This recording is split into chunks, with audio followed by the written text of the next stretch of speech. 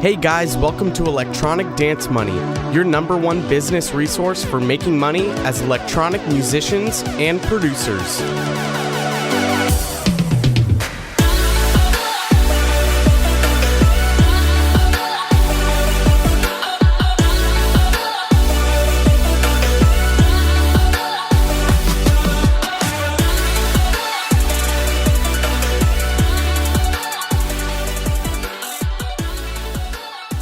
All right, sweet. Let's go. We got a brand new episode of Electronic Dance Money, and this one's going to be one for the books. I have a feeling this is going to be a classic episode. There's going to be a crazy amount of knowledge dropped in this one, and today we're going to be talking about how to get booked. And this is going to be kind of an extension of the previous episode we had DJ Sean Johnson on, where he's a professional DJ and he does a lot of weddings, bar shows, and club shows. So we talked about how to run an actual DJ business, mobile DJ business. This one's actually going to be about getting booked on the shows you want to play or getting booked in your local scene so you can do local shows and be able to play what you want to play in the show that you want to play. Whereas if you play at a bar, you kind of have to play to the crowd and the bar, what they're wanting to hear, or a wedding. You know, you can't just drop a DJ snake track at a wedding if that's not what they have on their list of tracks they want to hear. So today we've got So-Called Productions in, and is it So-Called Productions or So-Called Production? Yeah, so So-Called itself is an actual like music project between myself, Dillon. I'm Dillon, by the way, Dillon Carlson, and then my counterpart is Brandon Berg. Hey. So we started that group a couple years back, and then it morphed into So-Called Productions, which is now the production company that's run by, obviously, me and Brandon, Nolan, who's also on this podcast, and then our good buddies Ben Went and Jacob Doherty. Yeah, so Dillon, since you're kind of doing the intro here, why don't you get a little bit into your story, your brief story and background in electronic music and kind of how you came to where you are now. As brief as you can be with that, because I'm sure it's a big, long story like most people. Yeah, I was just going to ask if you wanted the full story of where my roots are in electronic music, or if you wanted pretty much from the start of So-Called and how it's evolved into So-Called Productions. I mean, how did you get involved in electronic music? How long ago was that? And then up until about this point, kind of, I guess that is kind of giving the full story. But I mean, when did you get started with electronic music? So I started producing very unprofessionally, I would say probably almost 10 years ago. It kind of started like, I listened to Harlem Shake by Bauer. First shit, like 2013? Yeah, well, played lots of high school dances with that one. Yeah, well, it was like even farther back than that. Like that was kind of when I started producing. Obviously, I've listened to like Skrillex and all that prior to, hearing about Bauer. But once I started listening to Bauer and all the unique stuff that he was doing with live sampling, everything like that, it really got me into wanting to produce. From there, I had several garbage projects that I was kind of, learning how to use Ableton, exploring my avenues there. Then went to college, met Brandon, and had a solo project going. We both had our own solo projects going, but we collaborated on a project or a song, and it went really well, and I really liked his style. We complemented each other, and my weaknesses were his strengths and vice versa. So we started So-Called probably, what was it, 2 years ago, Brandon? Coming up on 3, I think. Yeah, 2 years ago. 3 years. 3 years in November, I'm pretty sure was our kind of like rough date for So-Called. Our first release, I guess it'll be 3 years from our first release in April. Released our debut single, Ultraviolet, and that was kind of like how we defined our sound as more future-based producers. From there, we just started doing some remixes. We've got an official Il Gaze remix that we put out, and we got to know Dillon that way. he helped us out with a lot of our production techniques and whatnot because he runs that whole producer dojo thing. And obviously, like the whole thing behind So-Called is like my workflow is insanely fast, and Brandon's such a technical person. When he listens to things, like he starts to nitpick as he goes through, and then he'll get lost in the whole trying to complete a song in a very short amount of time, or trying to get an idea on paper. So that's where I shine. Like I'll throw everything at the wall, and then it'll sound like garbage, but at the end of the day, like I'll just send this hot mess to Brandon, and Brandon's got really technical ears, and he'll be like, all right, like this is what he wants to convey. This is how I'm going to clean it up. And so it just works really well that way.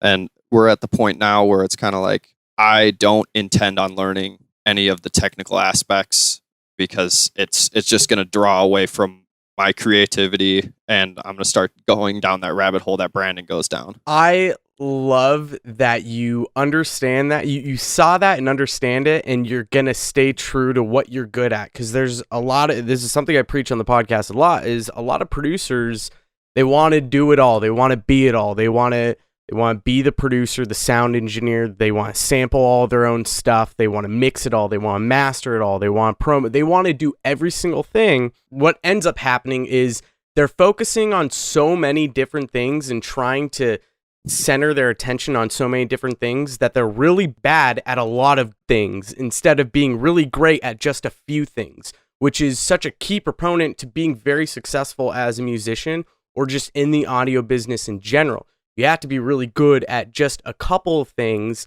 that way, and then outsource everything else. Have someone else to do the other stuff you're not good at so that you can just be the best at whatever it is you are good at, and let everyone else shine, and they'll make you look even better because your attention's not drawn away from what you're good at, and then you're putting out a lot of bad stuff everywhere, and it just kind of makes your image look a little bit worse. So I'm impressed that you see that, because not a lot of people catch that early on enough to where they can just focus on one thing and then just ride that wave, and it usually takes them just so much further. Well, absolutely, Christian. The thing is like I don't want to make Brandon out to seem like he's not a creative individual, because a lot of the tracks that he does send me are like super like creative, and I know where he wants to go with it, but there's a reason why he sends me, these 16 to like 32 bar loops where he's like, hey man, like this is a really cool idea, finish it. And then I'll be like, oh, okay. Spend 3 hours on it, flip it back to him. And then he's like, okay, you understood where I was going. Let's finish this.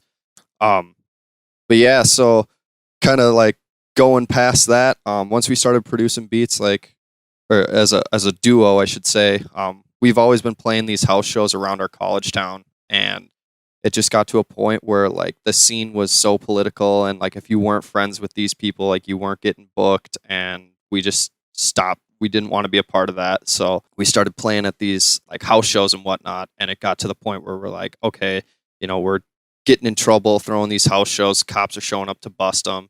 Let's go to a public platform. So we got linked in with a local bar in our college town, started just throwing like really small, intimate shows, like maybe 5-10 people, because nobody was there to like actually hear about it, or like we weren't pushing promo on Facebook more than a week out, and it wasn't really taken off as much as we wanted it to. From there, we brought on Nolan, and he started like playing shows with us a little bit more. He's got a ton of friends, so that was like another group of people that we could market to bring out. And like it started to get bigger and bigger, and then we finally got to a point where we're like, okay, let's run this like promoters would run a show in Minneapolis and all these other venues that we want to get booked at. Let's be on par with their event promotion, how they run events. Obviously, we can't really compete with their sound and production level yet, but we wanted to be as professional as possible. So, we made sure oh, I'm sorry. Can we swear on this? No, you're good. Oh yeah, I fucking cuss all the time on this show, dude. Okay, I put explicit on every episode because I never know which ones I'm cussing a bunch in, and which sometimes I'm over the top and I have to edit a couple of times. But, okay. Oh yeah, I cuss all the time. Okay, I just wanted to make sure. But You're good. so like we were making sure our T's were crossed and our I's were dotted, in every aspect. And that goes as far as like our graphic design to how we handled artist relations. Every show that we do, we're trying to do something better than we did the last time. So we're constantly learning. I think like the first year of shows that we did it wasn't even under So-Called Productions, because So-Called Productions only has been a real entity for about a year now. It was just always a so-called show because, me and Brandon were the ones that were putting it on with the help of like Nolan and Jake and all these other people that were pushing promo. After we threw our first festival in February of last year, which that was a nightmare, and we can talk about that later on. Interested, very interested. In Wisconsin. Yes, yeah. It was a great learning experience. I'll say that. But oh man, my stress levels were through the roof. I've heard festivals are not fun to run. They're fun to play, not fun to run. Learn that the hard way. Yeah. I mean, it's fun because we love what we do. Like, right. There's no doubt about it. I love going to work at a bar till starting at 5 p.m. on a Friday when I just worked a 40-hour week, and going down and seeing my friends and putting on these amazing shows of local talent to kids that wouldn't see this anywhere else. Otherwise, you'd have to pay a $20 cover to go to the cities, or you're driving plus an Uber ride, or right. Oh yeah, that too. Right. And it just got to the point where we're like, okay, let's do something in our town that's never been done before. Let's make this underground house party scene public, because we know all these talented artists. We know that these guys can throw good shows. We just need a venue to do it. So we got linked in with this bar called the Abbey Pub and Grub, and bless her soul, because she took a chance on us, and it really has paid off for her and ourselves. We've gotten a platform where we can actually do some good for ourselves as producers, promoters, booking agents, venue kind of owners. We don't really own it, but we get the idea of like what it's like to own a venue without actually owning a venue. But yeah, man. So like we threw our first festival. It was super stressful, but that's kind of when So-Called Productions finally got its like a physical entity. It stopped being a so-called show, and now it became a so-called production. And I feel like that event was really the first one that we all really had to work together on to make it, like, pull it off, because there was so much that went on that day, and there was way more than one or two people could have handled it going on. If any one of us wasn't there at that event, it wouldn't have happened. Like it was like we were stretched pretty thin. Yeah, no, it's a good bonding experience for sure. I mean, so Dillon, what's your title in the company? What do you personally do? Like, what do you kind of oversee the most? I mean, I guess like the biggest thing for like if I was going to throw a label on it, I guess I would have to say that I'm the CEO. So like pretty much like the final say. Well, obviously right now like I can't run it. I'm in Afghanistan. But so like it's my entire team is doing what I would be doing there. But yeah, like everything from talking to the venue owner, trying to get the schedule out as far as like who we're going to book for the semester, which I mean, it's not solely me. I do take into account like Nolan knows a lot of different artists. Brandon knows different artists. Jake knows different artists. Like all of my team members know different artists. So it's kind of I take their opinion into account, but at the same point in time, like when it comes down to like who are we going to book, how much are we going to pay them, and what all goes into like the final cut of what we're going to put out for the year or the semester, it's ultimately my decision. Other than that, it's just kind of like upper level management stuff, making sure that we're not putting people in danger. Honestly, it's kind of evolved. It's ever evolving. Being in the position that I'm in, it's very hard to put into perspective like exactly what I do. I know what you mean, because I experience the same thing because I run my own business. So it's kind of like you kind of have all these different hats, and this is kind of something that what I talk about in this show so often is how important it is to niche down and outsource things. But at the same time, when you're running a business, you do have to wear multiple hats and be able to kind of do multiple things just in case you need to kind of pick up the pace for someone or something. and you need to make sure things get done. I'm sure it's the same case for just about everyone involved in the business. Is it's kind of like you all relatively share responsibilities and are having to get things done in an orderly manner. So if someone needs to get something done, I'm sure someone's able to do it. I'd like to move on to Brandon, if you want to kind of give your background and talk a little bit about how you got started and, you know, how you got to this point as well. I'd love to hear your story. Yeah, so starting out with music production is a lot of the same story that Dillon had. When I was 16, I decided I'm going to download FL Studio and start writing music because I already had a musical background. Hearing all these songs that just impressed me. It's like, what's happening in all these songs? How can I make this? How can I channel this energy myself? And so I went along and I had produced music from about 16 to when I was 21. I met Dillon.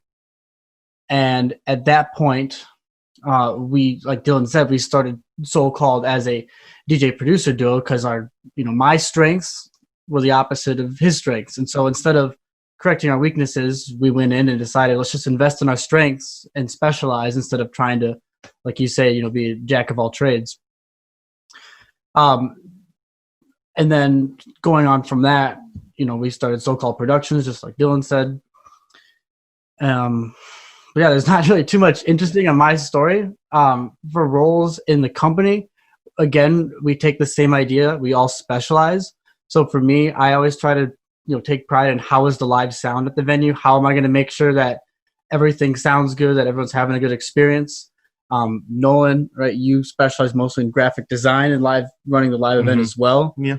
We have another member, Ben. He works mostly with our lights, and he's actually he is with Antics Studio, I believe, right? Yeah, Antics, yeah. And he runs most of our lights. And so each member has a specialized job to do. We all focus on investing in our strengths and less of trying to correct our weaknesses, I'd say. Right. Yeah. Right. I love that. That's like it's a really valuable thing to seek out, is just working. There's this book called Strengths Finder 2.0. Have you guys ever heard of it? No. It is great. Highly recommend it. I'll put that link in the show notes. But basically, I think it's like $20. You buy it, and it gives you a code that each book comes with. And you go online, and it's kind of like this personality test that you take. It takes like 45 minutes, and it tells you what your top 5 strengths are. And like, there's an intro for the book. It's like 30 or 40 pages long that you read, and it talks about this philosophy of just focusing on your strengths and how important focusing on your strengths are rather than trying to build up your weaknesses. And so it's got like 30 or 40 different strengths in the book. And so when you take the personality test, it tells you what your top 5 strengths are and how you can focus on those and just work on those to build those up and make those even stronger so that you can provide more and you're way more efficient than you normally would be just trying to build up your weaknesses. A really, really good book. But I mean, you guys are kind of already basing your business philosophy on that. So it's really great to see. Nolan, you want to kind of give your background and how you got thrown into this mix? Because it seems like they kind of had everything started and then you kind of jumped in. I mean, well, I got into music production, making hip hop beats for kids who wanted to rap when I was in high school. And I just never was one that likes to talk into a mic a whole lot. I've gotten better at that through shows and all that. But since then, it kind of evolved more into dance music because I've always had a love for it as well as like hip hop. And you can find that influenced in my own tunes that I make. I met Dillon and Brandon through our music production club at UW Stout. I don't know, we were never like really close or anything like that going through it, but then we got to go through the same like small scene at house parties and house shows and stuff like that. And I'd actually like played a small event, I think a little bit before at the Abbey for one of our friends' graduations, and then they eventually hit me up when they started getting more involved with the Abbey. And then I think just maybe because I already, had some experience, we both did dance music and in different, ways, because I normally do house music. And then from there, when they started doing it more consistently at the Abbey, I was pretty much involved like from the first couple on I really like kind of stepped in to like help out with what they're doing because I personally really enjoyed it. I always love playing shows and getting my stuff out there, and I guess it's been a good ride ever since. That's kind of how I got into it with these guys. Nice. I love it. I love your guys' stories. I mean, obviously Dillon and Brandon, you guys kind of have the same story because it seems like you guys have been together since the beginning. But I mean, just the come up of well, I would say what's interesting is most production companies kind of have the same story. They see this hole in the market, and this is why I wanted to have you guys on, or actually why I want to do a second episode with you guys to talk about how to actually run a production company. But they see a hole in the market where no one's doing anything, and they go, you know what, I can do this. I see somewhere where I can make a difference and I can bring a change. And you guys saw that and started just throwing frat party shows, throwing house party shows. And this almost across the board is how it starts. Someone's just like, hey, pay me $200. I'll come over. I'll bring my stuff over. We'll bring a couple DJs and we'll just party all night. And then you go, you know what? I want to legitimize this because it does have it. You know, cops start cracking down on the shows. You get noise complaints and all these other things. And then you can have sketchy liability issues too if you're like, saying, hey, come over here. We're hosting this party. Then it's like, oh, you guys are responsible for everyone here. And then you go, well, let's legitimize this. Let's find a venue and let's actually get in with someone who has a liquor license, who can sell liquor, where we can be loud until 2 or 3 in the morning. I just love the story of going from let's throw frat house parties to now we're throwing a fucking festival 2 years later. It's awesome, and I appreciate it and respect it so much. You guys are located in Minnesota, is that correct? Both, like Minnesota, Wisconsin. Yeah. Where we generally throw shows is in Wisconsin. In a okay, smaller are town you guys called like Menominee. right on the border? Yeah. We're about like an hour drive away from Minneapolis. Let's get into the first part of this, and this was kind of my first idea for the episode. Was my thought process was, well, I know people want to get booked. Well, who's doing the booking most of the time? Well, I mean, unless you know a booking agent at a venue or, someone who just does booking at a venue, it's kind of going to be difficult to get a hold of those people because they're so damn busy. Next step down is usually promoters. Promoters are usually helping out with the booking and finding artists. So what primarily are promoters or bookers looking for in general when they're looking for an artist?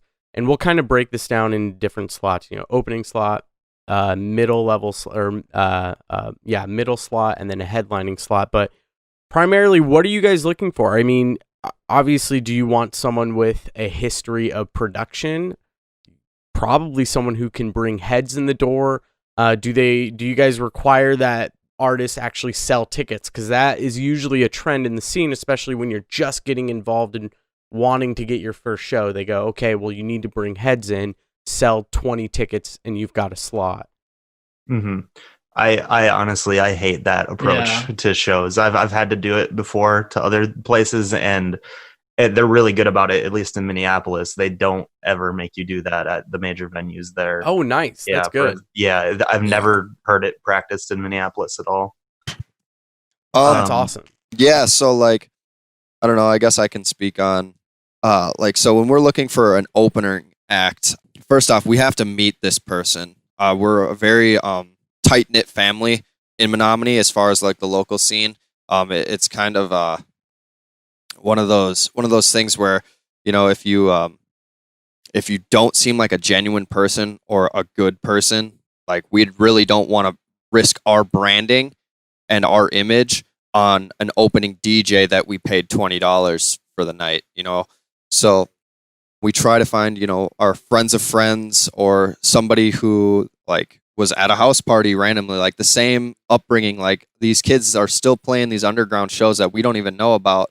And now we want to bring them up. The problem being is a lot of our opening acts weren't 21, and this being a 21 plus venue, it becomes an issue.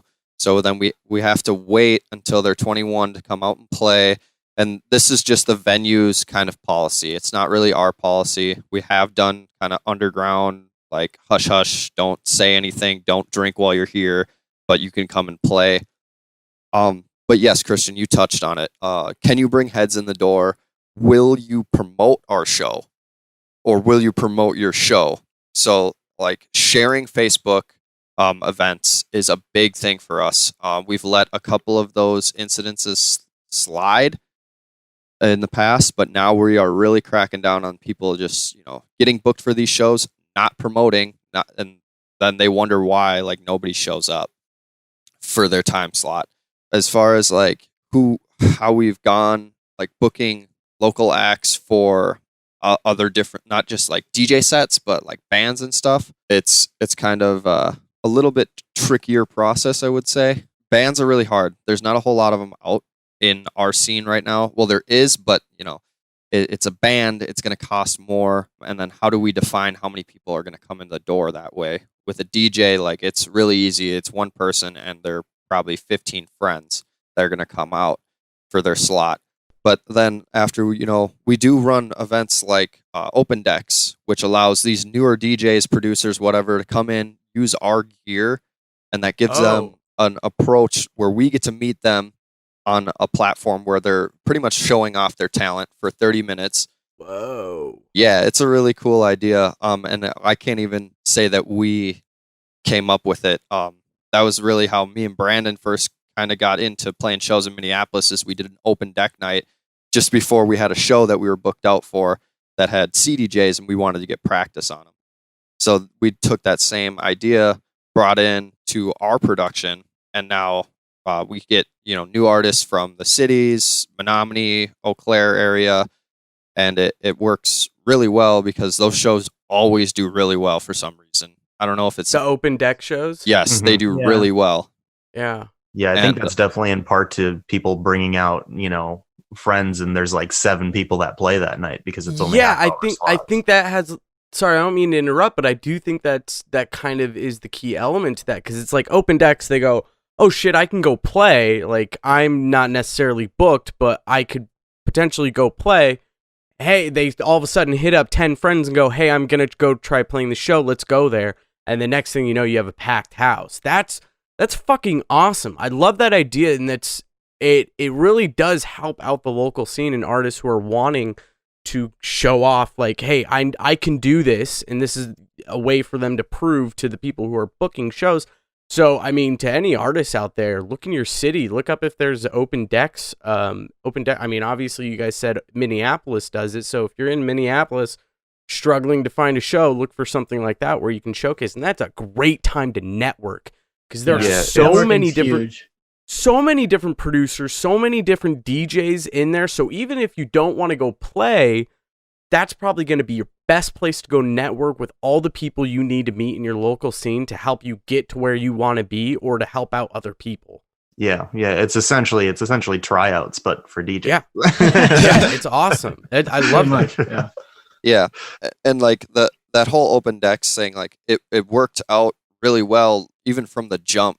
And it's hard because, like, we get like our headlining locals that want to come out and play open decks, and we have to be like, no, like, this isn't for you. Like, we get it, you want to come out and play and test run stuff, but like, these shows aren't designed for you, so no, we're gonna pass on booking you for these. Like, you've got a headlining show in 2 weeks. Just come out and play your show, and then save everybody the 30 minutes of your set that they're going to see in the next 2 weeks. Right. But honestly, like, those open deck nights are really nice for us because, one, we get to meet all the people. We get to see how many heads they're going to bring in. We get to, like, I think one of our biggest problems that we've dealt with in the past is these opening acts show up for their time slot at whatever, 9 or 10 o'clock. And then as soon as their set's done, they leave with all their friends. And yeah, so that's heads coming in and leaving immediately, and it's like, okay, so now, like, that puts a sour taste in our mouth, like, okay, we're not going to book you for shows past 11 o'clock because you're not going to stick around. I mean, here's pro tip number 1 for anyone who has an opening slot, or you're gonna play an opening slot. Bring people and don't let them leave for at least another couple of hours. I mean, I didn't even think of that being the case at all, and how important that, not just to bring heads in the door, but to keep heads in the door. Especially if you're doing these open deck times, like you're getting a free time slot. The best way to repay that is to make sure your friends are staying. You and your friends are staying. Now, obviously, you don't want to hold your friends hostage, but the best way to do that is if you're going into one of these open deck events, or you're going into an opening slot, make sure you'll know plenty of time, unless it's an open deck event. If you have a show coming up, you'll probably know what a month or 2 months in advance that you have a show coming up. Start saving some money, enough money to buy all of your friends that you're bringing at least a couple round of drinks. That's going to get your friends to stay, especially if you feed every single one of your friends 2 drinks and they buy a drink themselves. That's 3 drinks in. They're pretty tipsy at that point. They're at a venue. They're listening to good music that they like. They're more than likely going to stay at that point. Yeah, absolutely. I think. Sorry, Dylan, but yeah, I think that's honestly just one of the best tips for anybody getting started out or who wants to get booked is just go to the shows and hang out. You can't really expect someone to want to help support, what you want to do if you don't support what they want to do. It's kind of a give and take sort of situation. And then, once you're showing up at the shows and your friends are there, then they're going to want to come with you sometimes, and that'll help out the events even more. Yeah, that's something I talk to producers personally myself all the time when they're like, I just can't get shows booked. I can't do this. I can't do that. And I say, and this is, again, something I preach in the podcast constantly. What are you doing in your local scene? Because yes, like what, and so many producers are thinking big picture. They're thinking, okay, I want to be this touring artist. I live in Seattle, but I want to play in New York. Or I live in New York, but I want to play in LA. And yes, that's possible. But it's so much more difficult to expand and think big like that and try connecting with those people that are way across the U.S. rather than, again, focusing on one thing. You focus on just your local scene. And what are you doing in that local scene to provide any sort of value where people are going to support you? And once you can get that local support, it becomes way easier to get that regional support. And then once you get that regional support, it's even easier to go national. But yeah, the key to local support is, are you going to shows? Go to shows. Shake hands with the promoter. Shake hands with the venue owner. Shake hands with the DJ. Every time you go, you can reintroduce yourself, but be like, hey, I met you at this show. So they continually remember your face and your name. So then they'll be like, oh, this guy's showing up consistently. He's providing value to me because he's ahead at the door. He's spending money at the show. He's doing this, this, and that. And then they're going to be 1,000 times more willing to scratch your back at that point. Absolutely. Yeah, you're 100% right, Christian. That's the biggest thing for us. Like, come and meet us. Like, we're all really nice people for the most part. Like, yeah, most of the time I can come off to be a pretty big dickhead, but that's only like if I'm under a lot of stress. Like Abby Palooza, if you're gonna come up to me and be like, "Hey, man, like book me for a show," like I'm probably gonna stab you. Like that's not the time to come talk. Open up with that. Yeah, book me for a show. Well, yeah, and like I'm not gonna name drop or anything like that, but we've had DJs in the past like DM me on Snapchat, which is not the way to go. But like I gotta admire the hustle. But like they'll DM me and they'll be like, "Man, like you're sleeping on me, bro. Like I know I can fucking kill it." And it's like, all right, well, one, check yourself because like. We, grinded, like Brandon and I and Nolan and Jake and all these other people grinded playing house parties and like learning the ins and outs of how to be a good DJ before we got to this public platform where we're, at capacity every time we play a show that has our name on it. For every other time we've played, it's like an empty crowd. We've also done that in the past too. Like you have to have your share of like sets you play to an empty venue. It's going to happen if you're an opening DJ. It doesn't even happen to, not only opening, there's big artists where it happens to. I had a buddy who occasionally tours with Tritonal, and he played a show in a major city opening up for Tritonal while he's on tour with them, empty floor. And he's got a significant amount of listeners on Spotify. He's a successful artist. And there was another female DJ just like 6 months ago. I forgot her name, who posted a picture of her playing a show in Ibiza to an empty room. And she's a major touring artist worldwide. So it's like it'll happen to you when you're even bigger than just an opening slot. But yeah, you do have to pay. You kind of have to pay your dues. Like, you have to play those shows.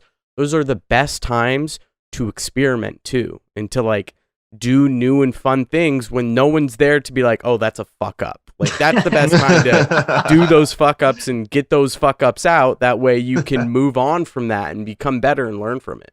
Well, you're absolutely right. And like that's like what we like to see as promoters, because obviously like we're there before the opening act even comes on to turn all the lights on and get everything set up. So like if this opener comes in and he sees an empty room, but he's playing some really not necessarily like fire or bangers, but really good atmosphere. I think good consistency with what's how the room is. Yes, like playing to the room. So like if it's an empty room, like don't play the number one rhythm song in the world. Like that's just like that one. I don't want to hear it because I'm not a fan. And two, here comes this rant. Like the energy level doesn't match.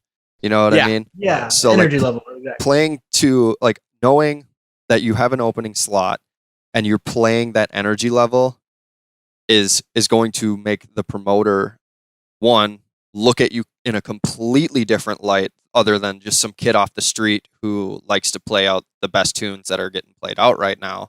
If you can curate an actual set of like, okay, I have a 10 p.m. slot. I know there's not going to be a lot of people out other than my friends.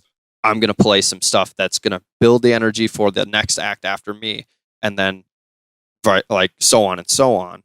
Like all it does is, one, makes you look really professional, and two, the promoter's more likely to book you again, probably a little bit later in the night, because you're playing tracks that either the promoter hasn't heard and it's well put together, or it's maybe the tracks that they wanted to hear for that time slot and it's still really well put together. Mm-hmm. So I guess let's move into, because we're kind of already talking about opening slots and how to get opening slots. So, obviously I think step one is go to the shows, shake hands with the promoters, shake hands with the DJs, consistently go to if there's a show every couple of weeks, go to that show, or every week. If you can make it, go to it, hang out there for a couple of hours, and bring friends too. You can bring friends every single time. That also shows, okay, this guy's bringing in heads. From that point on, what is the next step for someone to take? Do they come up to you in person and say, hey, I'd like to play a show? Because I think this is kind of the gray area where a lot of producers and DJs struggle, because it's like they might be doing everything right. They might not be jumping the gun and just going, hey, you're sleeping on me, book me. Can you book me? Is this show open? I think that's where they have the most trouble. So if they're coming to the shows, they're bringing people, they're doing everything right in that sense. What should their next step be? Should they be more involved with the DJs and have the DJs recommend them to you, or what would you say? Well, I mean, I can kind of chronicle like how me and Dillon did it, because we went to the shows. We've been going to the venue in the Twin Cities. The bigger venue is Skyway Theater, the Loft. We met the promoter at the venue. We were at the show. We met the guy, connected with him on social media, kind of touching on an episode. I think it was one you did, liking their stuff on social media, commenting on them, starting to make sure that he knows your name, or he or she, whoever the promoter is, they know your name. And then at some point, once you've built a little bit of rapport, it's like, okay, hey, this artist that you have headlining on such and such date, my style would go really well with this artist. Like if Nolan's a house artist, like Abstract's playing at this event, like, yeah, I want to be an opener. Or for me, like Dillon, future bass at mid tempo, like, Rez or Vincent's playing at the Loft, like I want to open for that. Cool. So we did the open decks. We did an opening slot for Memba, like super early in the night.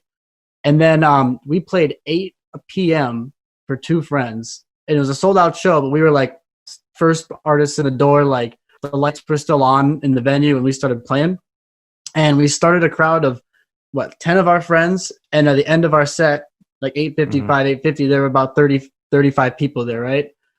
So like we did a good job of building the energy, and we like were able to prove to that promoter like, hey, we know our shit. And so now when we play at that venue, we're playing like 10, 11, midnight. So it's kind of that whole get to know the promoter, build rapport on social media, build rapport in person, and then it's like, okay, let me open up the venue. Like, let me be the first guy there and play to nobody, and let me prove to you, like, I'm not going to fuck this up. Okay, So yeah, that's how we did it. Yeah, I think that's a good approach. I think getting both the physical and online approach is great. And yes, no, that's something I preach all the time. Before you ever ask anyone for anything, you should obviously be getting to know them. That's, build the relationship first, and then find out how you can provide value at the same time. Right. Obviously, if shows you're not even playing. No. If you go to the show going to the show and hanging out and bringing heads there is providing value to not just the promoter or the venue owner, but the DJs that are also playing too. Yeah. So if you get to know the DJs, that could open you up into a whole nother world as well. But then, when you're online, don't jump in their inbox, like their stuff, comment on their stuff, and find where you guys have similar tastes, and that way they get to know your face, and maybe they'll like your comment here and there or reply to your comment. And then you can, when you see an opportunity, and I would say do that for a solid 2 months or so, because you really want to establish a foundation for this relationship. And then you're actually able to slide in their DMs and say, hey, I think this show is coming up. I think this is a good opportunity to show you that I think, I can pull this together and I can bring heads to the show. Dillon, do you have anything to say to that? Yeah, pro tip, how to get on a promoter's good side. Share the promotions for the Facebook events. Yes. Yeah. We've got tons of local DJs and opening acts that share it, and trust me, we see it, and it makes us feel really highly of that person. Like, even if it's not your show, if you share an event, we will notice it. Like 100%, we see those shares come through, and we're like, okay, like this kid is sharing all of our events, regardless if he's opening for it. He doesn't hit us up hardly at all to get booked anymore. Let's book him for a show. Just to kind of, it's, the music industry is so quid pro quo. Like, yes. And honestly, like, it's a double-edged sword in that sense. Like, all right, and we're dealing with that right now on our own personal, like, internal stuff. But like, if you scratch somebody's back, they're more likely to scratch yours. And really, one, it's going to get you booked more if you have the talent. But if you're just going above and beyond with your promotion and helping other people get heads in the door and helping the production company get heads in the door, you will be noticed 100%. It's all about providing value. Everything we do as musicians and entrepreneurs or business people in the music world, it is 100% about how you are providing value to the person that you want to provide value to, or that you want to be on their good side. Dillon just said it, sharing a if all it takes is sharing a Facebook event for a promoter to be like, I fucking love this dude, that is the most simple thing that you can do where you are providing some of the most value possible to that person. I fucking love it. It is so detrimental to be providing value in however many assets that you can. We've been kind of talking about all the things to do to get booked as an opener. What about the things not to do? Because I think that is just as important, if not more important, to talk about what you should not do if you're trying to get booked for a show. Okay. Don't get fucked up and punch the promoter. Or fight one of our staff members. That's never happened before. It's biggest thing is as an artist that's trying to get booked for shows, the company you keep reflects about you as a person. So it doesn't matter if you weren't there with them. If somebody says, hey, like, I know this person, like he'll vouch for me, and I just caught you trying to steal something from me, like that's 100% a way not to get booked anymore, and quite possibly screamed at outside a venue on the biggest event that we've ever thrown in our lives. Like it didn't happen. Yeah. Honestly, like don't hit me up at 2 a.m. asking to get booked when you're drunk as shit after you just, we're at a show. Don't have any ego. Like, know your place. Like, if you're very humble when you approach me and be like, hey man, like I really like what you guys are doing, I would love to be booked for a show, is a way better way of saying it than you're sleeping on me, bro. Like, I could fucking kill it. And then you show up and you completely bomb on that night. And it's like, all right, well, you didn't kill it. You're not, I'm not just some guy off the street. I've been doing this for almost a decade, if not more than a decade. Like, you're not going to impress me by doing that. Ego's a big one. Ego is huge. It's interesting because where you see the most ego is in some of the smallest artists and then also the biggest artists. And where you see a lot of that ego disappears kind of in that middle when like you're relatively successful, but you're not incredibly well known. And I think that has a lot to do with like if you take care of it, if you check your ego early enough in the game, it'll take you way further than anything else will. But then as that success rapidly picks up, that ego just immediately comes back into place once you think you're the shit and you're on top of the world. So ego is an important one. And I would say to anyone, if you don't know if you have issues with ego, read Ego is the Enemy. Ego is the Enemy. I just finished that book like the other day, and it is. Have you guys read that one at all? No. You guys should. It's fucking incredible. It helps you check your ego and make sure that like in all these different facets of your life, you're making sure that ego is not what's taking over and making you make bad rational decisions. And it's the one thing that will definitely help you overcome this stick of ego that you might have early on in the game. And it helps you kind of check it when you're sending messages to people, especially if you're wanting to get something. You'll catch yourself being like, I think my ego is playing into this response right now or this message that I'm about to send. So that's another really good book. I'll put that in the show notes. Actually, going off of that ego thing too, I think something that a lot of people don't really think about too is, if you are on social media with said promoter that you're trying to get booked by or something, just be about your business online. There's so many people who are, overinflated personalities online. They're always causing issues and getting into drama with people. That's a big tip to show promoters like that they don't really want to deal with you if you're going to be out causing issues all the time on social media, calling people out, criticizing the way things are in the industry, stuff like that. Yes, no one wants to work with someone who's negative all the time. This is something that I was told by some of my old mentors back in like 2014.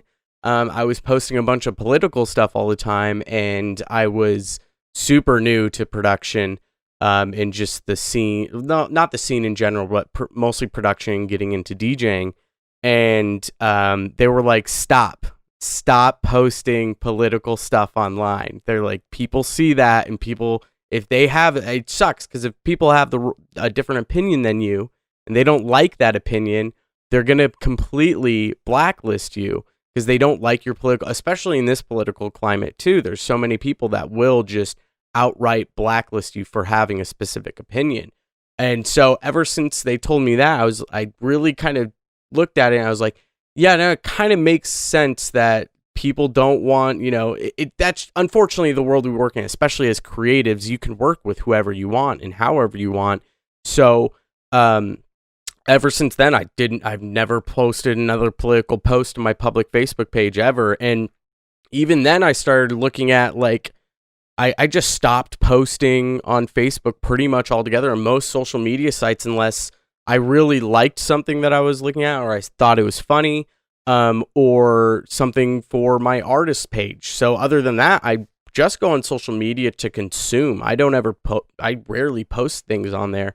And I see that constantly too. I see people who are involved in the music industry who are constantly talking about political stuff and other things. And it's not so much that I have a different opinion than someone. It's just the sheer arrogance, I feel, as if it's this ego check. It's where they feel like their opinion is right. So they're going to shove it in your face. And I see them in their comments arguing with a bunch of people. And then that puts a bad taste in my mouth where I'm like, yeah, I thought this might be someone that I might want to work with, but now I don't think so at all, because you see so many red flags. Scroll through. This is one of the reasons why employers will look through your social media feeds, because if they see red flags, they can see that as causing issues in the workplace environment, which is the last thing that they want involved with HR. So I'm sure it's even more public when you're friends with the promoter you're trying to get booked at a show with, and they can see all the nasty shit you're putting on your Facebook page. Yeah, absolutely. No, that's like a really good point.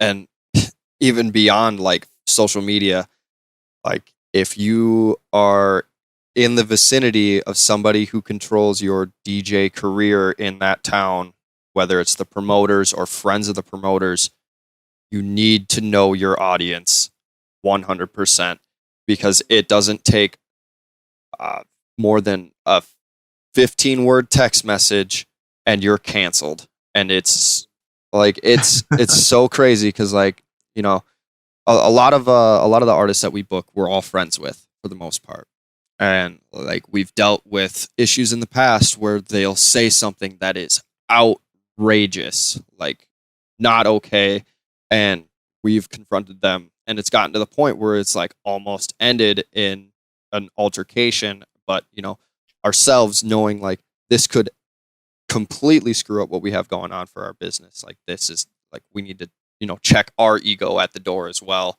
and make sure we're not going to do anything that jeopardizes our futures. So we confront them. We say, hey, like, we're not going to book you for shows because like this, if this is your legitimate viewpoint and you think this is funny, like that's not okay. Like you need to understand that what you're doing is wrong and it's going to affect your future. And that goes as far as like racism, sexual harassment, sexual assault, anything like, and that's like a very good point to kind of touch on, is like you see it every day. Like there's a new allegation that's out there, and I never thought I'd have to deal with this in the production world and like throwing shows, because like I didn't think that there was really that many bad people in the world, and now I'm starting to see like, okay, like wow, people are really shitty. Like this isn't, and I don't understand why, because you know, at myself, like I would never do something like that, but I'm not the best person in the world by any means. I'm not perfect, whatever, but I know I have a moral compass. I know what right and wrong is, and it just seems like a couple of people that we've had issues with in the past, like we don't want to book you anymore because it makes us look bad. And as a opening act, or as a DJ that's getting booked by a promoter, like it's not the time or place to argue with a promoter about something like that.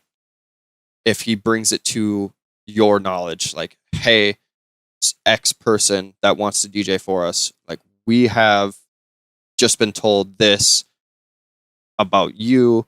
We can't confirm nor deny that it happened, but we're bringing it to light. And going forward, we cannot be in a business relationship with you because of said reasons. It's going to harm our brand. It's going to harm our image. Because if our production company or our company starts putting on shows with people that are known or alleged, you know, sex offenders, like that makes us look really bad. And I'm not in the business of making myself look bad. Yeah. Yeah. And that's the glory of running your own business, is you can pick and choose who you want to do business with, which is super important for situations like that. I have a question that I think that I never know whether or not this is a good idea. Drinking or no drinking, as either, I would say, because I mean, if you're a headliner a big headliner, obviously you can kind of do whatever you want if you're running the show. But for someone who's like a mid-level slot or an opener, drinking or no drinking, and I do feel like that does depend on the person running the show if they give a shit. But how do you guys feel about an opener drinking at the show? So I don't really care. Yeah, we're from You can be in Wisconsin. control Like of it's a yourself. part of the Yeah, culture. as long as you can control it. Yeah, just don't get fucked up to the point where you can't control yourself, or you're or you like throw up on Nolan. that wasn't alcohol related. I don't think. Don't throw up on the guys that are running the show, actually whatever don't know you what do. that was. Did he? Oh man. Oh. But, no, just like don't do drugs that are gonna mess you up if you're gonna do that, or if you're gonna drink or whatever. Just like if you're gonna make a fool of yourself and be horrible, then that's gonna be a reflection on your next set if you're gonna get one, But yeah, if you want to get fucked up and drink and party with the crowd, like that's fine. Yeah, like that's what the point of the whole thing is, Yeah. Just as long as you can complete your set and be done with it and do it well to the best of your abilities, like sure, have a couple drinks. I really could care less. I mean, there's definite times where like I've played shows that I've put on and like I've been asleep for what I believe is like 20 minutes of my show, and there's video evidence of my eyes being closed. And That's why we're a duo. right, like See, if Dillon sleeps, then I can DJ, and then yeah. It's I don't know, man. Like like know your limits when you're an opening act. I mean, if you're coming out at 10 o'clock to open a show and you're completely wasted, like yes, it's going to reflect poorly on you. Unless you play an amazing set. Right. Like, if you play an amazing set, If you throw down, I'm kidding. you're right. If you throw down, like that's one thing. Like, all right, cool. But now, like, you're this drunk mess because your impression by the promoter doesn't end after your set ends. It's honestly just began. So, like, from the moment you walk in to the moment that you walk out, like you are under the watchful eye of those promoters, and that's a big thing to understand as an opening artist. So whether you come in with an inflated ego and think you're going to throw down at 10 o'clock to 5 of your friends that you brought in, and then you immediately leave at 11 when your time slot's up, like that is going to look so bad on your part if you do. And another thing that I would say is like, if you do get, messed up or you have a little too much fun, go and seek out the promoter, whether it's in person. In person is always better. It's definitely better to apologize in person because then you get the sincerity and be like, hey man, like I'm really sorry for my actions last week. Like that will never happen again. I went a little too overboard. And the biggest thing is like, don't give excuses, give solutions to the problem. And as a promoter, you're going to see that this person is sincere, and it also allows us to kind of understand you as a person, because impressions are a huge thing in the music industry, especially when you're getting booked as a local.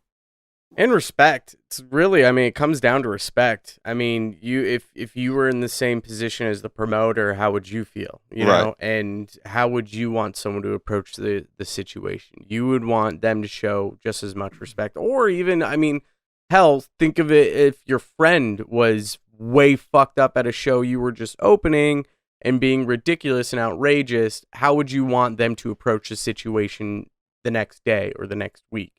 That's, ultimately how you would want to deal with the situation as well. You want to make sure that you're showing as much respect as possible, especially when it's someone's, they're working, they're doing their job, they're trying to be professional, and you don't want to make the opposite of them. You don't want to show them as being unprofessional. It's not a good situation to be in. Absolutely. In any way. So I guess with middle slots, would you say kind of moving up to the middle slot and even going up to the headliner slot, it's just about the consistency of providing value and reaching out and building the relationships a little bit more? Definitely. I would definitely say that's accurate. I mean, you're not going to get there unless, you are consistently showing up, being at the shows, playing good sets. Like, no one will really believe in you if you show up, you play an opener slot and you can barely beat match 2 songs together. Like, it, that does happen. I've seen it. It's happened a lot.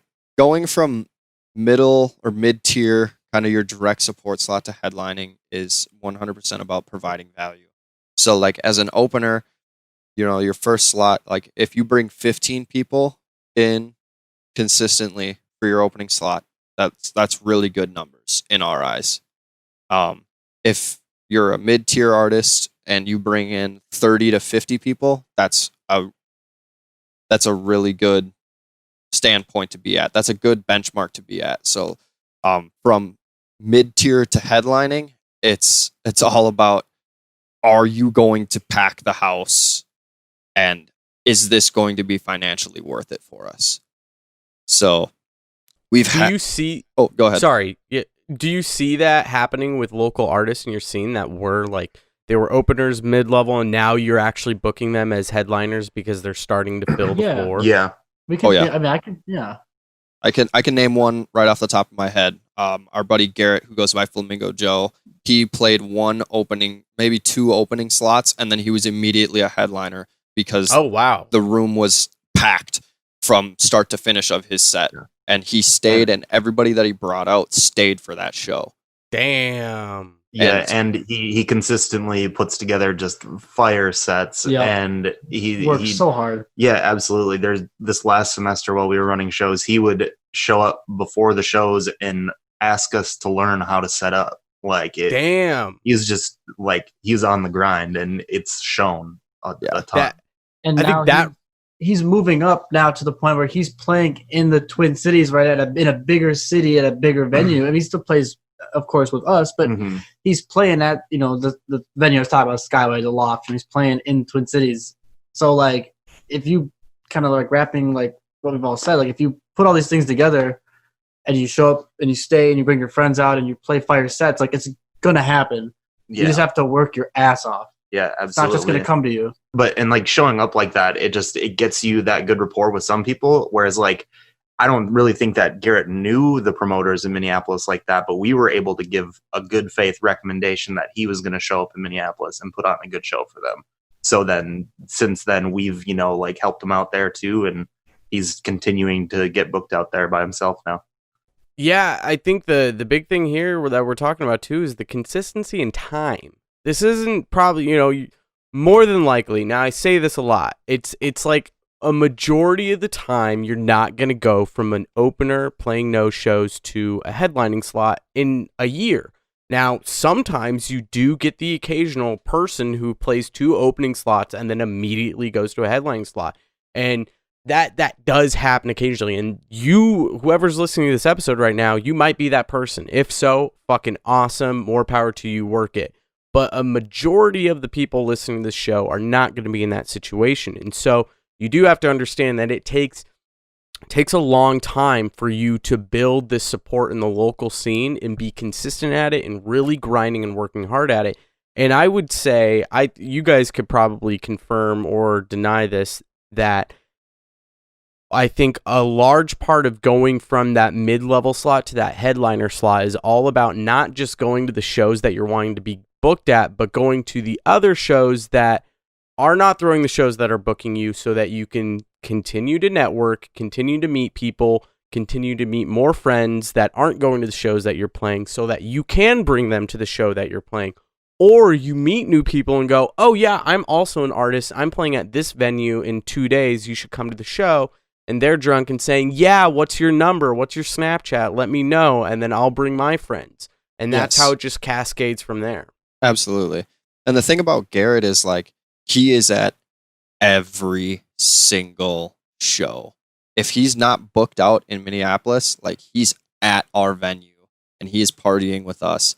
And the other thing that goes a long way with like going from mid-tier to headlining is gratitude. Saying thank you takes 5 seconds and a quarter of a breath. If you show an ounce of gratitude, and not like, kissing our ass, but just be like, hey, like Garrett was super sincere. Like when we moved him from an opener to a headlining slot, he was speechless. He's like, "Are you serious? Like what do you mean?" You're like, "I don't know if I'm ready to do it." And we're like, "No, like you're ready. Just take the slot, play it. You'll kill it. We believe in you." And all he said was, "Thanks, man. Like I cannot thank you enough for this opportunity." And he reminds us of that every time we see him. And it makes us feel super good as promoters, and two, like he doesn't have an ego. And it's all kind of like coming full circle with this conversation. I think like not having an ego and being, very gratuitous. That's a word, right? Yeah. Grateful. Grateful. Being very grateful. Yeah. Those are Good really good pointers to get you from opener to mid-tier and even mid-tier to headlining. And honestly, like I can't stress that enough. Gratefulness is an interesting one because it goes hand in hand with ego. And being grateful is such a simple thing, but it can be very difficult for a lot of people. Especially, and this goes in with, watching people on Facebook. You see people constantly complaining, but then you go, dude, you need to step back and sniff the flowers, because you're sitting here in your house complaining about the world around you while you're on your iPhone on Facebook. Right. To not be grateful not sit back for just even 10 seconds and just picture how grateful that is.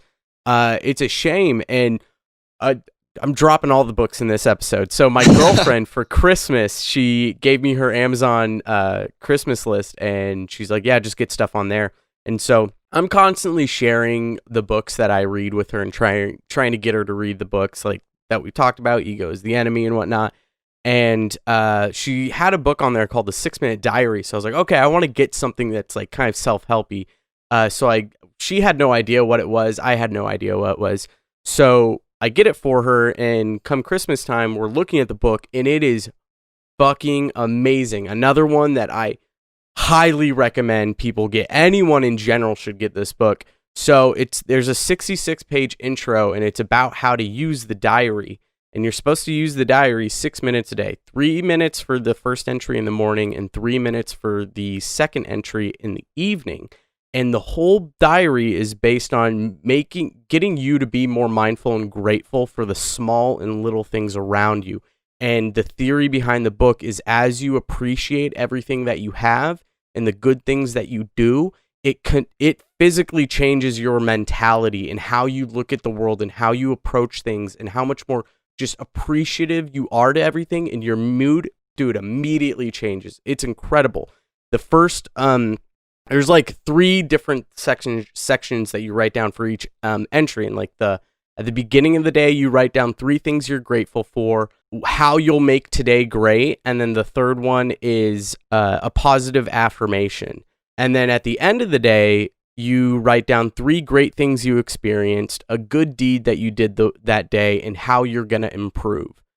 It is phenomenal. I immediately got a book for myself, and I've been doing it for almost a month now. And within the first week, my mood immediately changed, where I started realizing I'm having good days. Like, I'm ending the day well. I'm starting it well. I'm not in a bad mood. I'm not getting as frustrated as I normally do. And then the second I didn't do an entry, one day, like 2 days I didn't do an entry, there was on that third day, I was very short-tempered, getting really frustrated.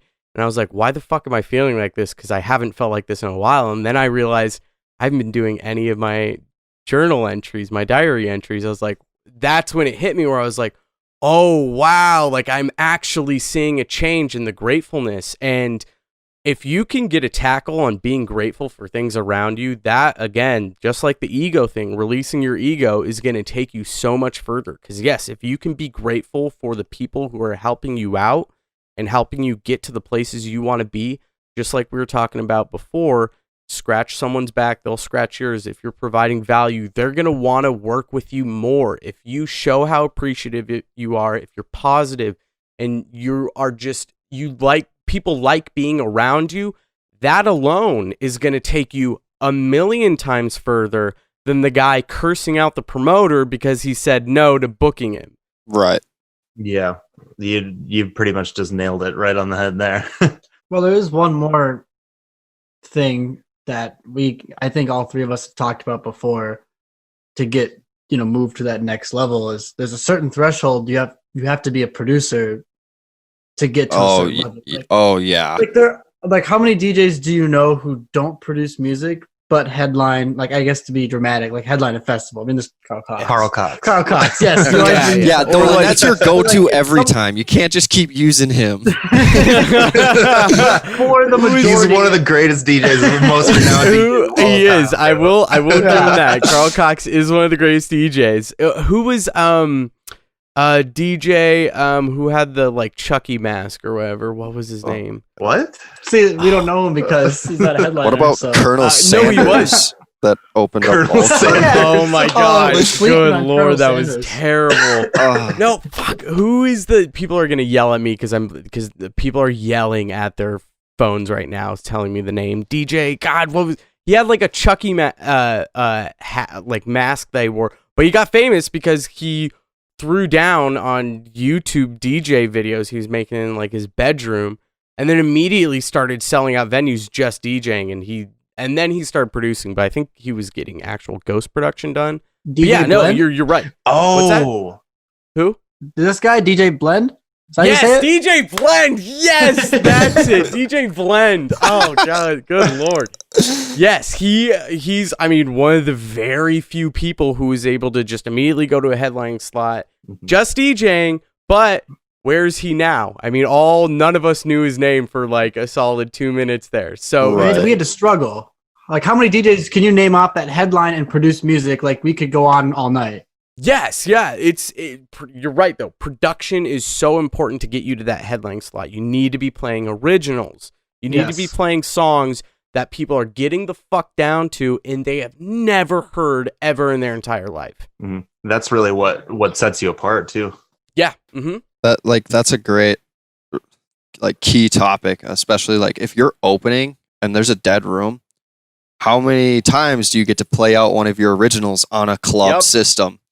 So nice. Do it like you don't even have to be behind the decks. Like if the room's empty, like us as promoters, like we don't care. Like throw on your new EP and test it. Like Yeah. sweet, we want to hear it too. We want to hear it too. So like we'll give you feedback in the room as well. Like, oh man, like all right, I would change this, this, and this. Like, or if you have a ton of tracks that you're playing out and you don't even have to like say like, oh, I want some feedback on this. Like, just play them out and then like come up to us and be like, hey man, like, what do you think of these 3 tracks? Like, oh, well, here's what we think. This is what we would do to make it sound better on our club system. Then you go back and change it. But as far as like my personal preference, and like we've got friends that are just DJs and it's one thing. Like they're great. Like don't get me wrong. They're like, talented people, yes. Yeah, there's a lot of talent in DJing alone. Like if you can curate a really good set and just want to DJ and that's what you're good at, awesome. Keep doing that. Keep driving to get better. But Brandon is 100% right. Like there is a threshold to where if you're just a DJ, nobody at least in this day and age, I shouldn't say nobody, but a majority of people don't want to come out and see you as just a DJ. Your fan base as a producer, that they're going to be listening to your original tracks, your singles, New your ones EP. they haven't heard. Yes, like consistently releasing music, and you build a fan base that way, and then all of a sudden, like you're playing a live show in their town, like they're gonna come out and see you, and they want to see that. As a DJ, like your 55-minute Mixcloud mix of the same 18 rhythm tracks that I heard last week, like that's not going to make me really want to come out and see your live show because you just played it for me on the internet and I didn't have to go out and spend $50 on liquor and, stumble home. There's always like the famous counterpoint too that a lot of people, who don't produce music use, and it's totally true, is there is some people who produce music who are god awful DJs. Oh yes. Metro Boomin. Yeah. but I mean, like for the majority of those situations, there is if you can produce music you can learn how to be an effective DJ and play out tunes in a club and throw a good show. I mean, they aren't, hand in hand necessarily, but like one's definitely easier than the other one.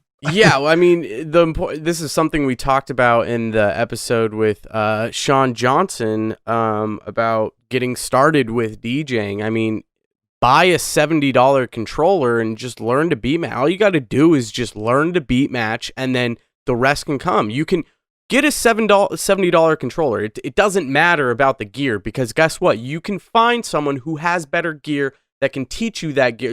If you're needing to play on CDJs, go to local shows, find someone who has CDJs, friend up with them, and ask them to teach you how to play on CDJs. It's pretty. I mean, you can figure it out. It's easy. It's just you got to get to that point. So, I mean, if you have $70 to spend, you don't know how to DJ, buy a small controller and just learn how to beat match, and then take it from there. But you're 100% right. DJing is only going to get you so far. You have to produce as well in this day and age. It's no longer the 90s. You have to be producing and DJing in order for you to move up. Yeah, I think sure. I think with that Carl Cox point I made earlier, he was at a point to where DJing was emerging as like a big selling point in parties and raves, and that's when the rave culture was really rising up. So he rode that wave and was able to get in at a point to where he just got famous on being an awesome curator. Mm-hmm. Where I don't really think that playing can happen 10-hour sets, right? Like, yeah, that lasts until 12 the next day. But you could be good like Carl Cox. You could do that. It's just you're gonna hit a ceiling where it's like, okay, what's next? But you're not. You're just gonna hit this ceiling. Yeah. You have to. I mean, you're in the day and age where you have to do both. You really don't have an option unless you just want to play local gigs and just DJ for 50 people every once in a while, and you want to do that as a side thing. But if you're wanting to be a successful DJ and producer, you have to do both.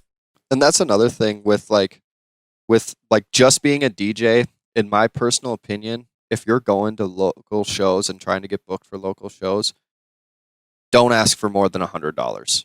My personal opinion, you don't bring anything more to the table than being a curator. Check your ego at the door. Yeah, you might know everybody in the scene and they come out and see you and you can sell tickets, cool. But just because you can curate the best, top 15 bass house tracks off of Beatport and throw them into a set every week or every time you get booked does not mean that you are worth $500 and bottle service. It's the EDM equivalent of being a cover band. Yes. Yeah. So yes, it is. This is a really good point. This is a point that I wanted to bring up because I think it's important for us to look out for producers and DJs as well. What should they be charging? You're an opening DJ. You can bring 15 heads to the door. What should they be asking for? Because I want to make sure, because I don't believe that you should be playing for free.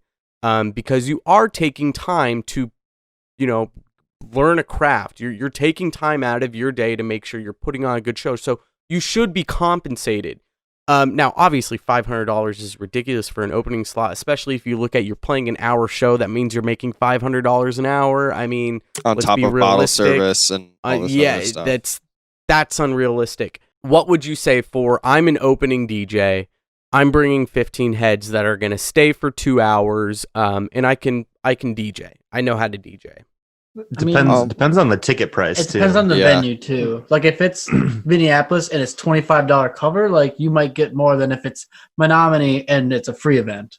Right. So, it's a hard question to answer, but I mean, the venue would pick that. I don't know, anywhere between 20 and, maybe like 60 if it's like, 60's even pushing it for me, man. Like we opened. If it's Minneapolis, I'd say so. Like when we got booked out for our Two Friends show, which was our very first show in Minneapolis, like we got paid $40, and like that was at 8 p.m. and 2 drinks. Yeah, and 2 drinks, and it was like, okay, like this is eye opening for us because we comp all of the drinks for the DJ while they're playing, and kind of like when they're leading around, like maybe like an hour or a half hour on either side of their set, like we comp their drinks, and we pay them $20. But that's for a local opener. Like, just be glad that you got a slot for a show in your town. You will get paid. There's no playing for free. We don't do that. Like, The only that's people not that play okay. for free at our shows are ourselves. Us. Oh yeah, except for me. Yeah, people that help us out with the shows. Yeah. Yeah, people who really want to see us succeed, and they'll work for free with us. Yeah. So then, how about a mid-level slot? What do you think payment should be for a mid-level slot? Like, at that point, should you be looking at more towards like $100 to $200? Oh man, again, like it goes back to the venue dictates that. For us, it's anywhere between 60 and 80. With comped drinks, it's I don't know. It's hard for us to really pinpoint that because, like, obviously we would love to pay the same amount that these DJs are getting paid out in these bigger cities, but we can't fiscally support that because our budget doesn't allow for that. What we try to really help is these mid-tier acts is try to get them to the next level of like preparing to go to a bigger city.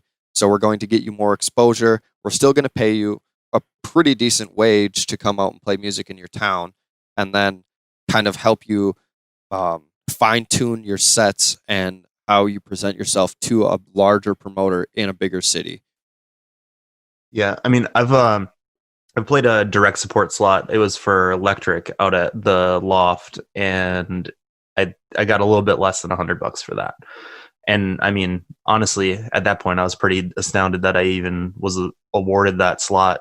But you know, I was really, if you're in it for the music and all that, like, sure, getting paid for your time is a bonus, but like, just, it goes back to, you know, like, be appreciative for you get to play out there, and then people get to like see you doing that, and that helps you as well. Like, definitely don't play for what do they say, playing for exposure. That's not really a real thing. It works to an extent depending on the venue or the time you play, but like, it's, you know, ultimately you're doing it as a passion, and like, once you get to that level where you're playing bigger shows and stuff like that, expect more money, but also still be appreciative of the opportunity to open for people who you really respect. And just for reference, what did you get for, because you did doors for Joyride, right? It was the first. Yeah. What did you get for that? So you're opener. Well, okay, so that was at a venue that they pay you percentage based on people you get in the door, which I don't normally. So like $4. Hey, no, actually, I got paid more for that set than I get paid for most shows that I play in Minneapolis. So it worked out. I sold some tickets, boys. Book me for a headline. That's fun.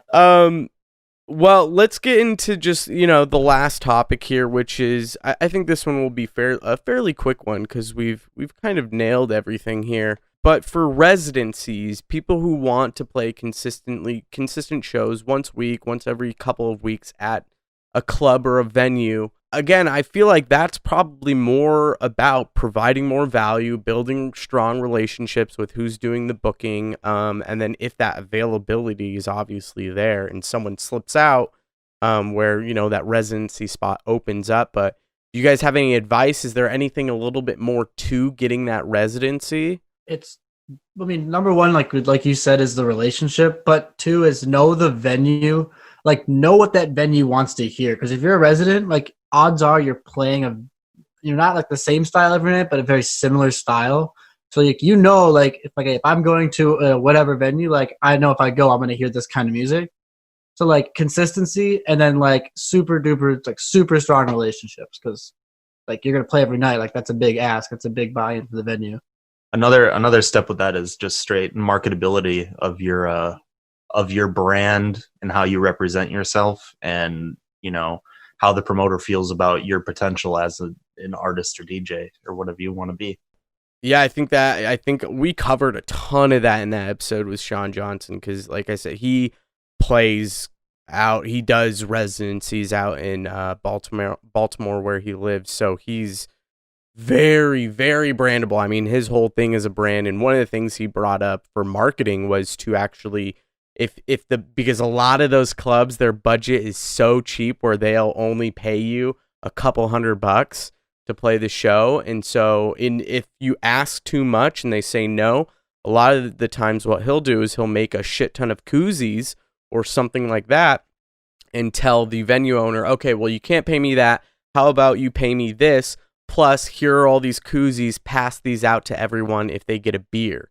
And it's his branded koozies with his name and all that shit on it. Super good So idea. That's a great idea. everyone is Oh, around. genius. Everyone's walking around the club with the koozies with his name on it, and they're remembering him, remembering that night. And then on top of it, while I was talking to him about it, was when was the last fucking time you got a koozie that you just threw it away? Because I have never thrown a koozie away. That's like So- throwing away money. Yes, Never thrown away money. a large majority of those people are going to take that koozie home, and then 2 weeks later, they're going to be hanging out at the pool with their friends with the koozies on, and the people are going to be like, "Who's this guy?" And they're going to be like, "I was at this fucking club 2 weeks ago. He was passing out these koozies. This guy was throwing down." They go like his Facebook page. Now you have more fans. Kind of like the last thing that I would say about residency, because we just announced that we are going to start having a residency at our venue for this semester. And it was just kind of an idea that I was throwing around because we took a lot of these opening acts or like mid-tier acts that weren't quite yet ready for a headlining slot. So they were like right on the threshold, and I thought that, this is a way where these guys are really talented at DJing, and every time they come out, they throw a really good show, but they just don't have the numbers to get to that headlining slot yet, even though they've played so many different shows for us, and every time we've had nothing but good things to say about them. They just needed to get their face out there more and get the so-called exposure, I would say. And now that we're going to have them, yeah. Okay. You got to get Working your that brand in there. so-called exposure. Right. I was waiting for it. Those condenser mics are nice. You can pick up a lot of background noise there. But yeah, like they're going to get this exposure. It's going to be a good experience because they're longer time periods than normal hour-long set that they would play for us at a headlining level. And it's going to allow multiple people that come to our venue on a Friday night, which is usually our slower nights, and it's going to turn into, okay, they're seeing these guys consistently. Instead of doing it at a house party, it's at a public venue where they're there with their friends, they can drink legally, all this other stuff. And then as they move forward into the next semester, like, we won't have these same residents next semester. We'll have different residents, and these guys will be more accustomed to getting their headlining slots on Saturdays or whatever. That's actually really, sorry, I don't mean to interrupt you, but that's genius. You're taking these artists who are almost to that headlining slot, giving them that time to where they can build more of a fan base playing music consistently, and then when the time comes, you can transition them into that headliner slot and then move the next guys up from those opening or mid-level slots up to the headliner, or the residency slots to do the that's providing so much value to artists in your guys' scene. That is fucking incredible. I really love that. That's a really good idea. Yeah, I mean, it's like grooming. It's like grooming You're setting an athlete. people up. You're setting people up for success is what you guys are doing. Exactly. So like it's like taking like a freshman on the football team, and like he starts out in like the C team or the practice squad, and he's just learning how to do this stuff.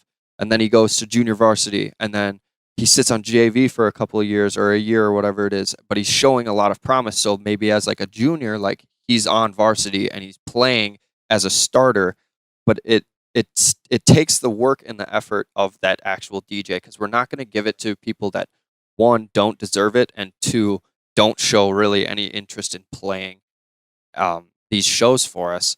So like obviously we have a ton of people that want to play shows every week and they wish they could, because like obviously it's a lot of fun to play music, and all of our artists have a huge passion for music and they love playing shows, but it doesn't really matter to us because they don't show that it's the it factor, I would have to say. Like what the The driving force behind an artist that's actually going to make them successful. Right.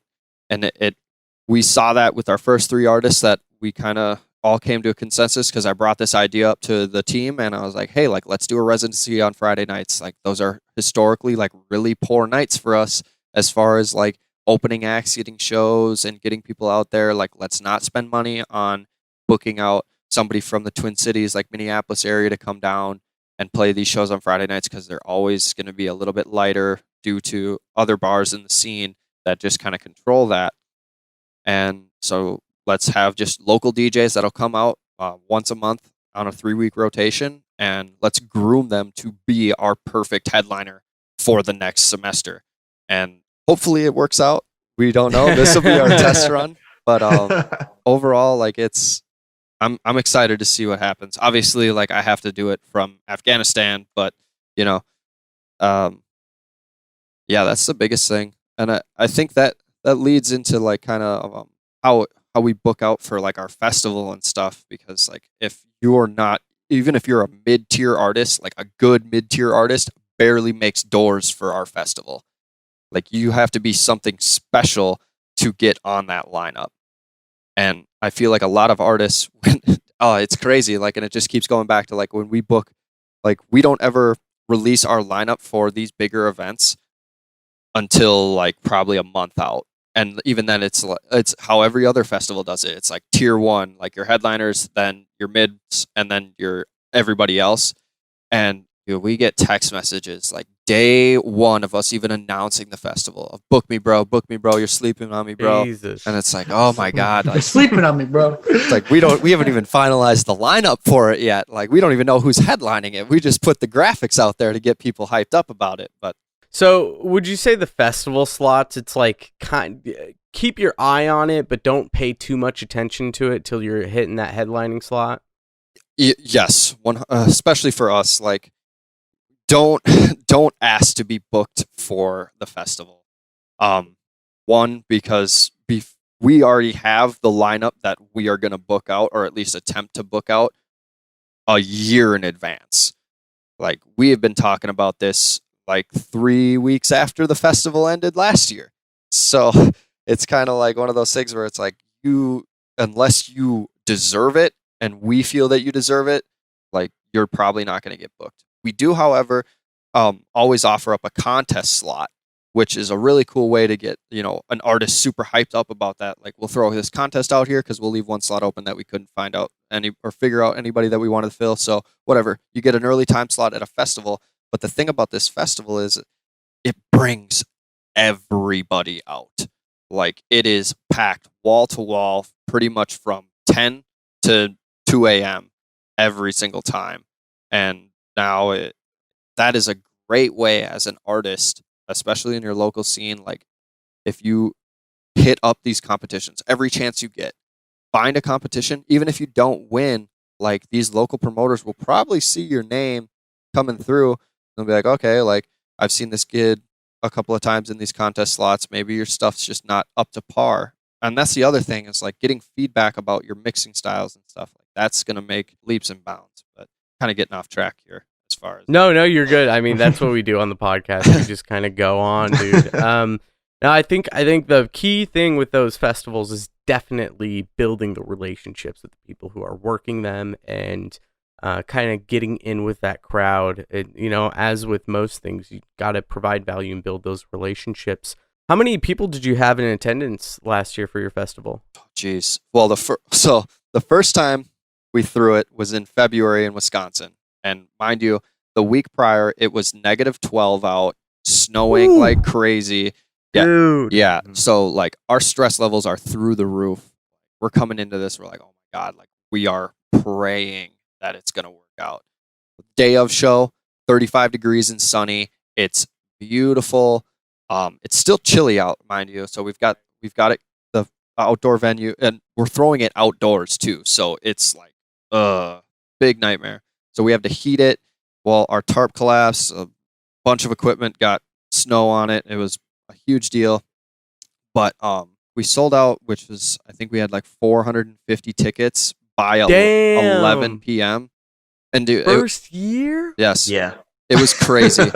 But like every time we throw this festival, like we put so much on the line, and like so much for us is like a couple grand, and we're like, are we gonna make our money back? Like we don't go in like, oh yeah, we're gonna sell out like 100%. Yeah, you just want to make that money back. Right. And we just keep counting like as we go through, like, okay, how many people do we have here? Like, all right, like have we sold enough tickets to where we're making our money back? And then at 11:30 p.m., like right before me and Brandon go on, I bring my whole team on stage, and I'm like, guess what? We just sold the fuck out. Like, this is insane. And it was such a surreal moment because, like, as a promoter, when you see all this hard work that you've put in something and it finally comes to fruition, and it not only comes to fruition, it's just overwhelming success. Like, you don't even know what to feel at that point, and all you can do is just be grateful for everybody that's standing in front of you and everybody that you have behind you. But yeah, I think, did we sell out this year, Nolan? I wasn't around, so. I mean, we bought a lot more wristbands this time around, but we bought did? bulk, but we sold probably about the same. Yeah, I'd say. I think 400, 450 roughly. Yeah. Yeah, I think it was like 400. That's fucking awesome, though, guys. I mean, I love the hustle. I appreciate it so much. You guys are working hard and grinding, and yeah, I mean, you guys are doing everything right. This is something I was talking to Brandon about on the phone, and why I wanted to have you guys on, because Brandon was like, "Oh, I'm not sure if, like, you know, what we're doing is really all the right answers or whatever." I'm like, you guys are doing something right. You guys keep doing it, and it's getting bigger. It's getting better. People are showing up. You're paying artists. Like, you're moving in the right direction. You're making the right moves. And I see the success. I mean, you guys are already wildly successful. It can only improve from here. So I really love it. Yeah, for sure. And honestly, like, thank you. Like, kind words are always really, really nice to hear, because I mean, we're so short-sighted when it comes to these events. Like, it gets kind of, you got tunnel vision. You're just focusing on one thing at a time. You don't have time to look at everything else. There's very few moments you can. and that's like, and like we kind of talked about earlier, like, there's no way one person can run a production. Like, I tried doing it when we first started out, and it killed me. Like, I was so stressed out every single time. Like, I didn't like showing up. And then, like, my team, Brandon, Nolan, Jake, Ben, all those guys, they got more involved. And now I'm pretty confident in the ability of, like, if one of those guys was there and they had to do it by themselves, they could. It wouldn't be fun, but they could do it. Mm-hmm. And you have trust. yes. And it's that is a huge thing, is like trust in your team members and the people that you have behind you. Because when it comes time to throw your first festival as a production company, you are going to be so stressed out with everything that goes on, and it becomes overwhelming. Yeah. Well, that's why I want to have you guys on for a second episode, because I think I kind of want to do a part 2 to this, because, you know, we focused on getting an artist booked, but now I'd love to go into the subject of actually running a production company, because I think there's plenty of people listening to this podcast now where they might be in a small town, or even, you know, a medium-sized town they can get people, and there are shows going on, but not great shows. And if you see that opening in the market, you have the opportunity to build a team and take it. Do it, because you never know what could happen from it. And I definitely want to have you guys on for a second episode. I think we should definitely end it there. We got a lot of good information in. Dillon, do you want to plug anything for you and Brandon, your guys' artist stuff, or for So-Called? This episode, so right now we're recording on January 24th. This episode's coming out February 8th. So I don't know if... Ooh. Yeah, if you guys... Whoa, that's great timing. That's like perfect timing for a lot of us. Yeah. Plug away. Yeah.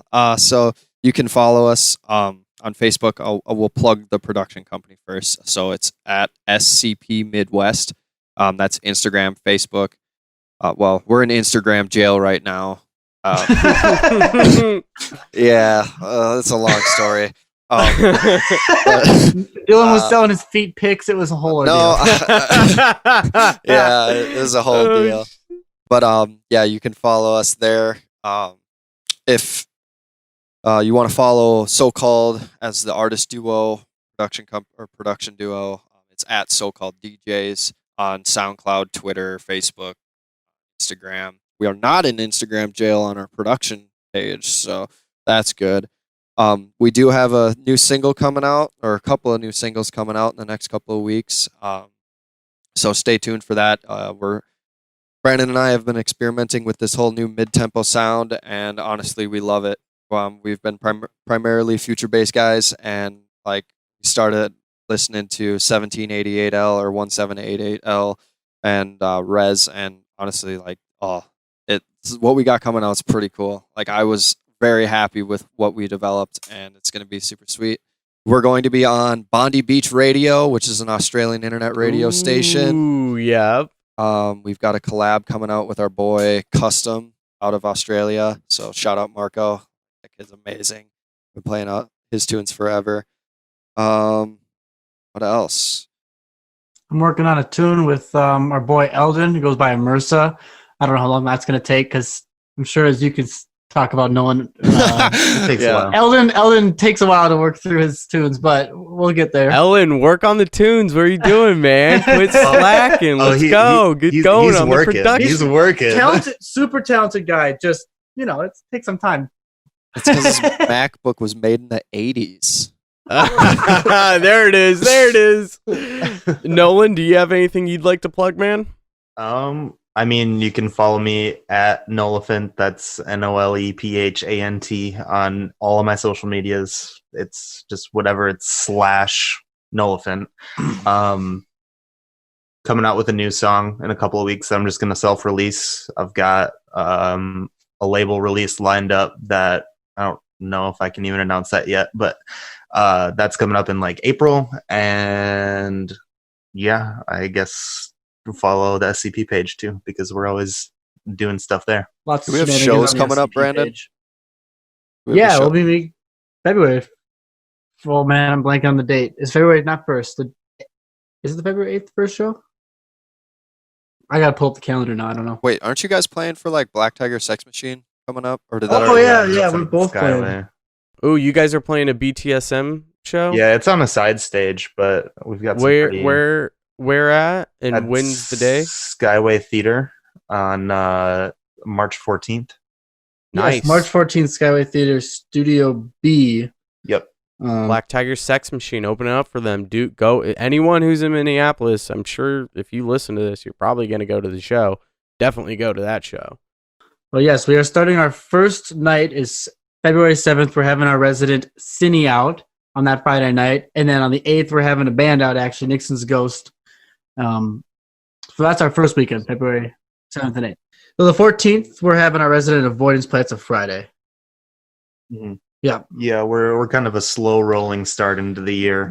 Usually we do is when it's colder, we do less shows, and then when it's warmer, we do more shows because people want to be outside and party. Okay, yeah. Well, if anyone's in that area, I mean, go to their Facebook page, follow them, go to their show, support them. If you're a DJ listening to this show and you haven't met these guys, go to their show, shake their hands, and show up, bring people.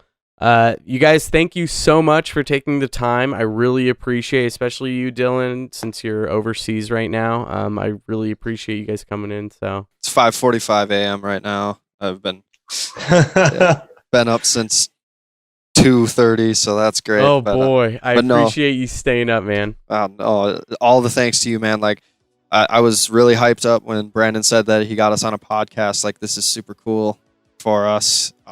This is the first podcast that we've really been on.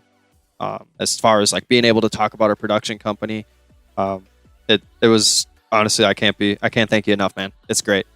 I love listening to it. I've been listening to a lot of the episodes. I listened to the one with Sean Johnson. It was an awesome episode. And like I listened to another one about, focusing on one thing and like hiring out mixing and mastering engineers and stuff like that. Dude, you're really knowledgeable and everything you talk about is spot on. Sweet. Thank you so much. I appreciate that. But yeah, we'll have to get together for another episode. All of your guys' stuff, I'll reach out and I'll grab links. So anyone who's interested in following their socials, if you didn't catch them, they'll be on the in the show notes at www.enviousaudio.com/episode 20. But yeah, thank you guys so much. I appreciate it, and we'll all keep in touch. Absolutely. Awesome. Thank you. Thanks for Alright. having us. Yeah, man. take care, guys.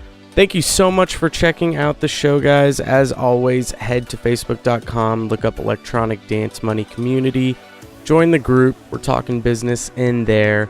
Head to iTunes and Apple Podcasts to rate and review the show. I would really appreciate it, and I'll see you guys next time.